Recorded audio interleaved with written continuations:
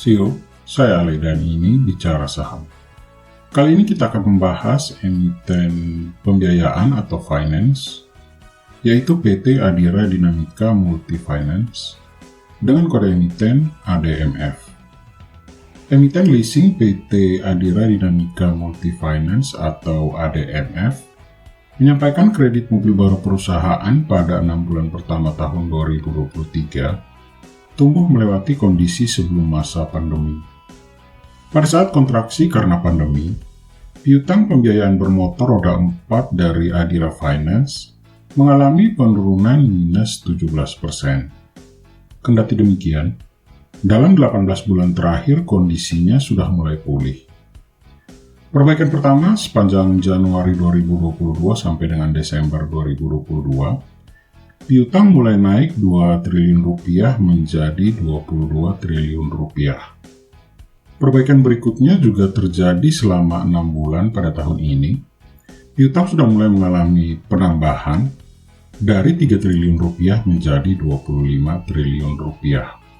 Ini artinya kondisi piutang per Juni 2023 ini sudah mencatatkan rekor atau pertumbuhan di atas kondisi sebelum COVID, yaitu 25 triliun per Juni 2023. Sedangkan nilai pada Desember 2019 adalah 24 triliun rupiah. Kondisi otomotif roda 4 yang sudah membaik ke level di atas 1 juta rupiah menjadi penggerak utama dari piutang ADMF. Selain itu, perusahaan ini juga mendapatkan dukungan dan sinergi dengan Bank Danamon karena ada program KPM Prima, sehingga referral dari nasabah bank juga menjadi sumber peningkatan yang baru. Lalu, bagaimanakah kondisi fundamental dari Adira Finance pada saat ini? Yuk kita review. Tapi sebelum itu, ayo di like, share, dan subscribe sebagai bentuk apresiasi dan membantu perkembangan dari channel ini. Terima kasih.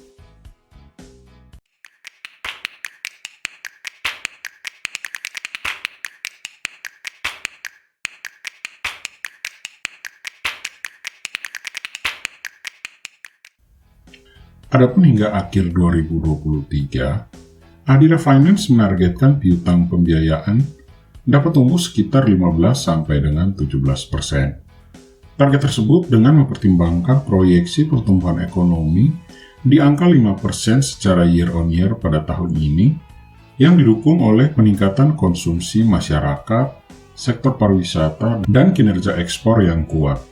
Adira Finance juga mengincar pertumbuhan pembiayaan yang baru di atas 20% sampai dengan akhir tahun. Pasalnya, pada semester pertama 2023, perusahaan ini sudah mencatatkan booking atau penyaluran pembiayaan sebesar 20 triliun rupiah. Di sisi lain, adanya kenaikan suku bunga dapat berdampak terhadap biaya pendanaan ke depannya pada perusahaan multifinance, termasuk Adira Finance.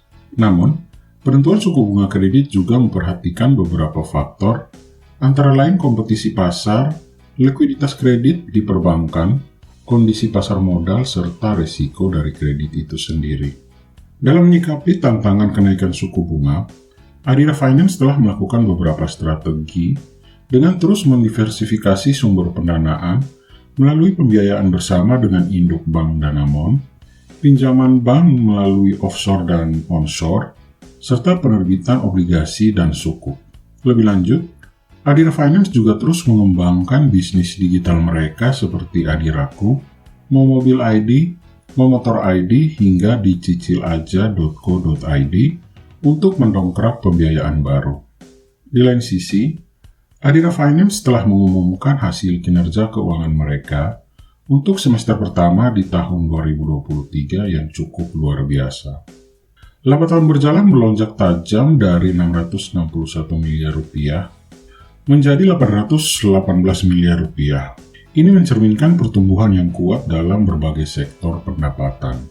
Pendapatan pembiayaan konsumen merupakan salah satu pilar utama dari perusahaan, mengalami lonjakan yang signifikan sebesar 8,8%, melesat dari 2,7 triliun rupiah menjadi 2,9 triliun rupiah.